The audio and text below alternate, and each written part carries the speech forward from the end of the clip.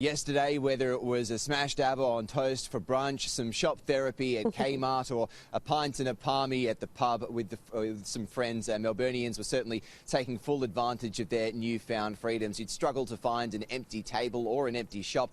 Retailers and shopping centres saw massive queues and massive crowds as well, and some streets were up to 80% of their usual foot traffic, an enormous improvement, especially when you consider they were essentially empty just a few weeks ago. Now, all of this is welcome, of course, for punters enjoying freedom after boredom in lockdown, and it's welcome for business as well, with money now flowing through their doors, but they want more. The Australian Hotels Association is calling for Premier Daniel Andrews to meet them halfway on the 9th of November and boost indoor capacity for hospitality up to 40 instead of 20 as is planned. Of course, it is currently sitting at 10. Meanwhile, the man in charge of America's response to the coronavirus pandemic, Dr Anthony Fauci, has praised Australia for its handling of the situation. Dr Fauci in particular praising Melbourne for its mask mandate, saying he wishes something similar was in effect in the United States, saying as it stands over there, well, masks are really seen as more of a political statement rather than a health measure.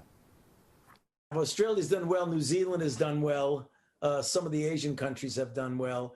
If you look, I mean, I would like to say the same for the United States, but the numbers speak for themselves.